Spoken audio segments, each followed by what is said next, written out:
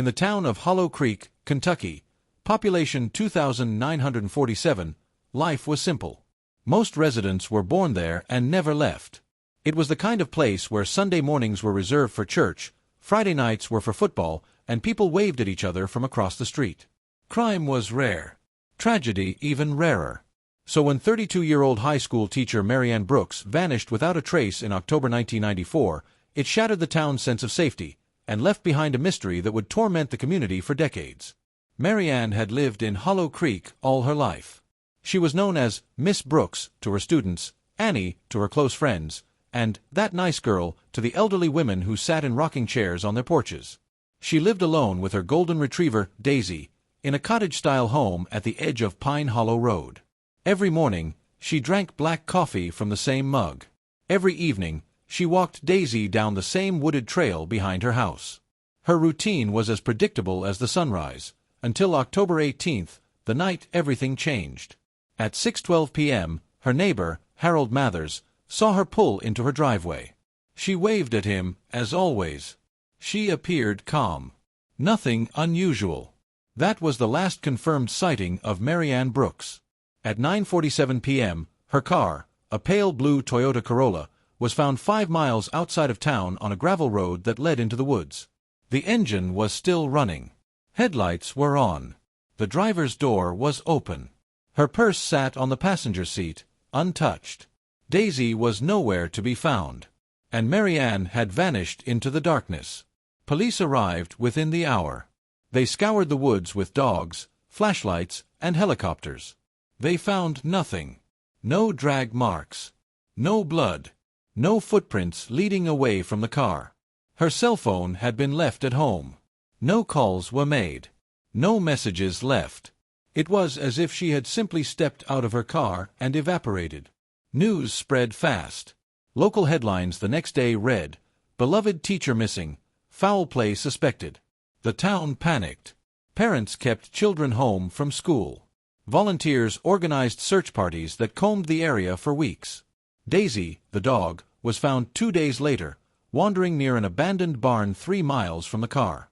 She was healthy, unharmed, and terrified.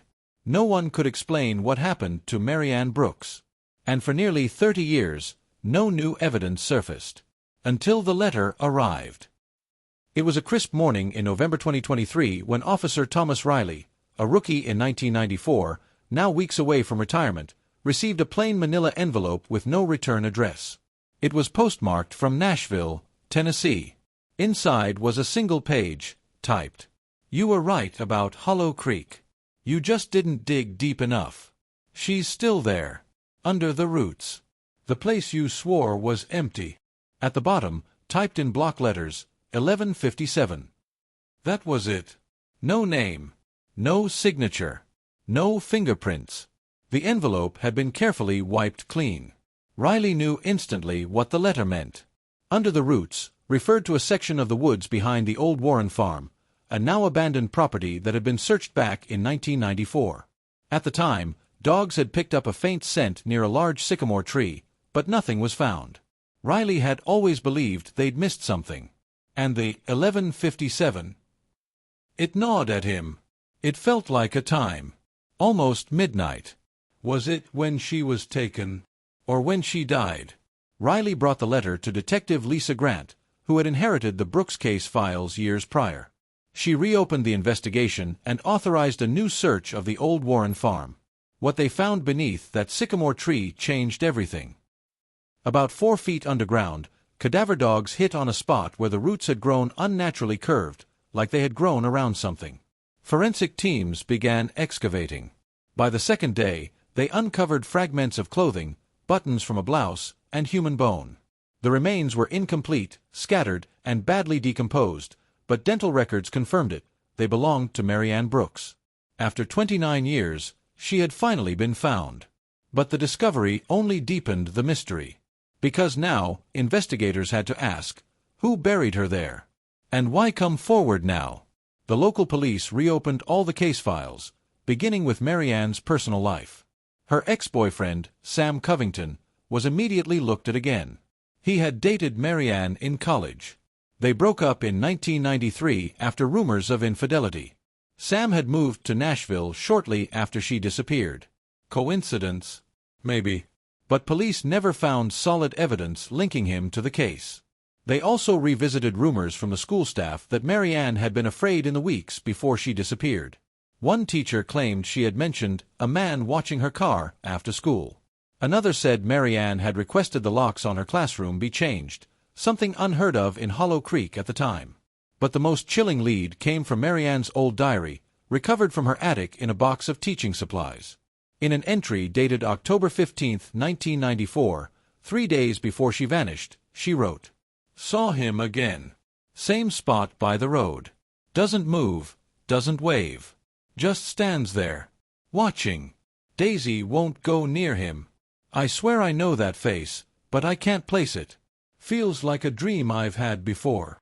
Police created a psychological profile. Male, likely white, 40s or older in 1994, familiar with the area, able to manipulate a victim without force. They also began to theorize that the killer may have known Marianne well enough to earn her trust and lure her to that remote road without a struggle. They went public with a request: if anyone had any knowledge of Hollow Creek in the 90s, especially anything involving the Warren farm or suspicious figures near the school, they should come forward. Days passed. Then weeks. Then came the second letter. It was delivered by hand. Dropped in the mailbox of the Hollow Creek Police Department at 2:17 a.m., according to the CCTV. A man in a hooded jacket. Face obscured. No fingerprints. Inside the envelope, another note. She wasn't the only one. Look in the well. Coordinates were written below, leading to an old, crumbling well near Miller's Quarry, about 12 miles outside town. The property had been abandoned for decades. When police arrived, they lowered a camera into the shaft. About 40 feet down, they saw a bundle of cloth. When they retrieved it, they found the skeletal remains of a young woman, wrapped in what appeared to be a pink graduation gown. Dental records later confirmed it was Tracy Ellis, a 19-year-old who had gone missing in 1992 after leaving a graduation party in the next town over. Her disappearance had never been linked to Hollow Creek, until now. With 2 confirmed victims, Hollow Creek had a serial killer. The FBI was brought in. A joint task force formed. They cross-referenced every missing person case from 1985 to 1995 within a 200-mile radius. They found 6 more women, all young, all vanished without a trace. All within driving distance of Hollow Creek. But what tied them together? Then came the break. A former student of Marianne's, Carla Dobson, called in with a memory. In 1994, weeks before Marianne vanished, she saw her arguing with a man in the school parking lot. He was in his 50s, tall, with silver hair and a limp. Carla remembered because he drove a hearse. She thought he was a mortician. Police pulled funeral home records from the region and one match: Raymond Teller, a former funeral director from a nearby town. Teller had retired in 1995 and disappeared off the grid. When they dug deeper, they found something chilling. Teller had worked the funerals of 2 of the other missing women. He had access. He knew their families. He was trusted. And he had knowledge of how to preserve or destroy evidence. But they couldn't find him. He had no social security activity. No property in his name. No digital footprint since 2002. Until February 2024. In a cabin deep in the woods of North Carolina, a hiker stumbled across an old man, dead from apparent natural causes. No ID. No name. But inside the cabin was a trunk containing several items. Old newspaper clippings about Marianne Brooks, photos of wooded areas around Hollow Creek, a pink graduation gown, and a typewriter. It was a perfect match to the letters sent to police. DNA from the cabin confirmed it. Raymond Teller. He had been watching, following, writing, for decades. But the biggest shock came when investigators found one final envelope in the trunk, sealed and addressed, to the last person looking. Inside, a final letter. I didn't kill all of them. But I knew. I watched. I documented. Marianne, she found something she shouldn't have. She got close. Too close. I warned her. But she didn't listen. I couldn't save her. I only buried her to hide the others. Forgive me.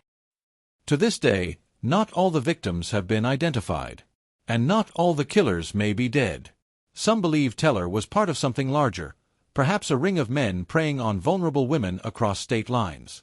Others think he was a collector, obsessed with death, but only directly responsible for one. The town of Hollow Creek still mourns Marianne Brooks. Her grave, placed beneath the sycamore tree where she was found, reads, "She taught us to question everything, even the dark." And every October 18th, locals gather with candles and whispers.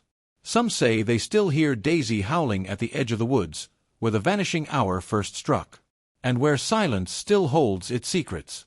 If you have any information about the missing women from 1985 to 1995 in the Kentucky-Tennessee region, contact the FBI tip line. You never know, your memory might be the one that finally closes the case. And if you like this story, subscribe for more real-life unsolved mysteries that still echo through America's darkest corners.